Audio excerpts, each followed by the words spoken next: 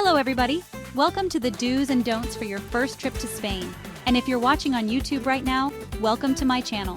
Today, we're taking a virtual trip to Spain. I love Spain. The food, the people, the culture, the list goes on and on. It's one of those places everyone should experience at least once. But you know what makes a trip even better? Knowing the do's and don'ts before you go. That's why we've put together this handy-dandy guide, especially for first-time visitors. We've got all the insider tips and tricks to help you navigate Spain like a pro, from ordering tapas to finding the best flamenco shows. So, whether you're already daydreaming about paella by the beach or just curious about Spanish culture, sit back, relax, and get ready for takeoff. We're about to make your next vacation legendary. Before we start on our tips, fellow explorers, imagine the thrill of being the first to experience our new videos, gaining exclusive access to behind-the-scenes content, and even influencing what we create. As a channel member, you'll be an integral part of our interactive community, with the significant power to shape our future content. You'll also enjoy the unique privilege of early access to our videos, exclusive behind-the-scenes content, and the opportunity to influence our content creation. Click the join button below to unlock these exciting benefits. And for more thrilling travel content, hit the subscribe button in the lower right corner of this video. What's something people don't know about visiting Spain? Now, before you start picturing me trying to learn flamenco dancing, which, by the way, would be a disaster, I'm talking about simple phrases. You know, the basics like hola, gracias, and por favor. Trust me, folks, a little effort goes a long way. Imagine this. You're in a charming little bakery, the aroma of fresh bread filling the air, and you want to order one of those delicious-looking croissants. Wouldn't it be amazing to confidently say, Buenos dias, un croissant, por favor? It shows you're making an effort, and locals really appreciate that. Plus, who knows, you might even get a free churro out of it. Okay, maybe not a churro every time, but a smile and a warm welcome for sure. It's like they say, a little gracias goes a long way, get it? It's a Spanish pun. But seriously, learning a few basic phrases can transform your trip from good to unforgettable. And who knows, you might even surprise yourself with how much you learn. It's all part of the adventure, right? What I wish I knew before my first trip to Spain instead of assuming everyone speaks English. While it's true that you'll find English speakers in touristy areas, it's not a given everywhere. Think of it this way. If you went to a small town in, say, Kansas, would you expect everyone to speak fluent Spanish? Probably not. It's all about respect, people. Imagine how you'd feel if someone visited your hometown and expected you to speak their language. A little effort goes a long way, and that's where those basic Spanish phrases come in handy again. Plus, attempting to speak the local language is a sign of respect and shows that you're genuinely interested in their culture. And who knows, you might even make a new friend along the way. And trust me, making friends with locals is like having your own personal tour guides. They know all the best hidden gems. Remember, a little language barrier can lead to some pretty hilarious misunderstandings, and maybe some good stories to tell later. But ultimately, it's about embracing the experience and respecting the culture. If you're a foodie, then you need to discover the art of tapas. And when it comes to Spain, tapas are a must-try. Now, tapas aren't just appetizers, they're a way of life. Imagine this. You're strolling through a bustling market, the sun is shining, the energy is vibrant, and you stumble upon a tapas bar. You belly up to the counter, surrounded by locals, and order a variety of small plates to share. From patatas bravas, those crispy potatoes with the spicy sauce, oh my, to gambas al ajillo, sizzling garlic shrimp, every bite is an explosion of flavor. But here's the thing, don't be afraid to step outside your comfort zone. Try something new. You might discover your new favorite dish, and remember, sharing is caring. Tapas are meant to be enjoyed with friends old and new, so grab a group, order a pitcher of sangria, and get ready to experience the true meaning of Spanish cuisine. I bet you didn't know that eating dinner at 6 p.m. in Spain might not be the best idea. Okay, this one might seem strange, but trust me on this. In Spain, dinner is a leisurely affair that usually starts much later than what you might be used to. Like, think 9 p.m. or even later. Now I know what you're thinking. Ellen, I'll be starving by then. But that's the beauty of it. You have the entire day to explore, enjoy tapas, maybe even sneak in a siesta. More on that later. By the time dinner rolls around, you're ready to savor every bite. Plus, late-night dining means you get to experience the vibrant nightlife that Spain is famous for. Imagine this. You're enjoying a delicious meal under the stars, the sound of laughter and music filling the air. It's magical, so adjust your clocks, embrace the Spanish rhythm, and get ready for some seriously late-night feasting. Just remember to pace yourself. Those tapas can be deceivingly filling. I don't think people understand the importance of the siesta. All right, folks, let's talk about the siesta. Now, this isn't just some lazy afternoon nap, although who doesn't love a good nap? It's a deeply ingrained cultural tradition. Imagine this. The sun is at its peak, the heat is on, and everything seems to slow down. Shops close, people retreat to their homes, and a peaceful calm washes over the city. It's a time to recharge, reconnect with family, and escape the midday heat. And you know what? It's kind of brilliant.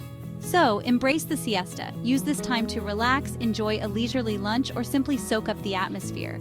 You're on vacation after all. Now I know what you're thinking, but Ellen, I don't want to miss out on anything. Don't worry, most places reopen later in the afternoon, and you'll have plenty of time to explore. Just remember, the siesta is a sacred time in Spain, so plan your activities accordingly. I bet you didn't know how important it is to avoid being the loud tourist. Okay, folks, this next one is all about being mindful and respectful of the locals. Imagine this. You're strolling down a quiet residential street, the sound of birds chirping, the air filled with the scent of orange blossoms. And then, bam! A group of tourists comes barreling through, shouting, laughing loudly, and generally disturbing the peace. Not cool, right? Remember, you're a guest in their country, and it's important to be respectful of their customs. So, keep your voice down, especially in residential areas and during the siesta. Remember that sacred time? It's not that you can't have fun or enjoy yourself.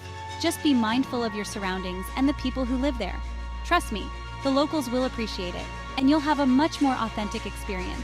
Plus, who knows? You might even get invited to a secret flamenco show. Okay, maybe not a secret show, but you get the idea. I don't think people understand the true magic of Spain until they've explored the local markets. These aren't your average grocery stores, people. They're vibrant, bustling hubs of activity where you can find everything from fresh produce and spices to handmade crafts and souvenirs. Imagine this. You're wandering through a labyrinth of stalls, the air filled with the aroma of fresh-baked bread, ripe fruit, and fragrant flowers. You can sample local delicacies, haggle for unique treasures, and experience the true essence of Spanish culture. From the famous La Boqueria in Barcelona to the Mercado de San Miguel in Madrid, each market has its own personality and charm. Don't be afraid to try new things. Chat with the vendors, remember those Spanish phrases, and get lost in the sensory overload. It's an experience you won't soon forget. Don't be a forgetful tipping fool.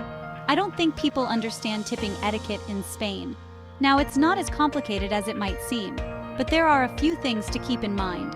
Unlike in some countries, tipping isn't necessarily expected everywhere. However, it's always appreciated, especially in restaurants and for services like taxis or tours. Think of it as a way to show your appreciation for good service and a job well done. A general rule of thumb is to round up the bill or leave a few euros for exceptional service. For example, if your meal costs 19 euros, rounding up to 20 or leaving an extra euro or two is perfectly acceptable. Of course, if you're feeling extra generous, you can always tip more. Just remember, it's about being respectful and showing your gratitude. Are you worried about fitting in with the locals? Dress to impress and respect. Okay, fashionistas, let's talk about what to wear in Spain. Now, I'm not saying you have to break out your fanciest outfits, but it's important to remember that Spaniards tend to dress more formally, especially when it comes to dining out or attending cultural events. Leave the flip-flops and tank tops for the beach, and opt for something a little more polished. Think stylish, comfortable, and respectful. A nice pair of jeans or pants, a flowy top or shirt, and comfortable shoes are always a good choice. And ladies, if you're planning on visiting any religious sites, it's customary to cover your shoulders and knees. A scarf or shawl can easily do the trick. Remember, it's all about respecting local customs and traditions. Plus, who doesn't love an excuse to dress up a little? I bet you didn't know how important it is to be culturally aware in Spain. All right, folks, this last one is all about being culturally sensitive and aware. Before you jet off to Spain, take some time to learn about the local customs and traditions. What's considered polite? What's considered rude? A little research goes a long way in avoiding any cultural faux pas. For example, did you know that it's considered rude to blow your nose in public in Spain? Or that bullfighting, while a traditional part of Spanish culture, is a controversial topic? Being aware of these customs shows that you're making an effort to understand and respect their way of life. And trust me, the locals will appreciate it. Remember, travel is all about broadening your horizons, experiencing new cultures, and stepping outside your comfort zone. So go with an open mind, be respectful, and embrace all that Spain has to offer.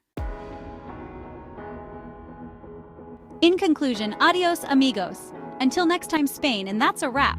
I hope these tips help you have the most amazing, fun-filled, and culturally enriching time in Spain. Remember to try all the delicious food, learn a few Spanish phrases, and embrace the local customs. Oh, and don't forget to pack your sense of adventure. Who knows what incredible experiences await you in the land of sun, siestas, and sangria. If you enjoyed this video, hit the subscribe button to join the community, and never miss another update on travel videos. We're constantly dropping new content, so click that bell icon for notifications.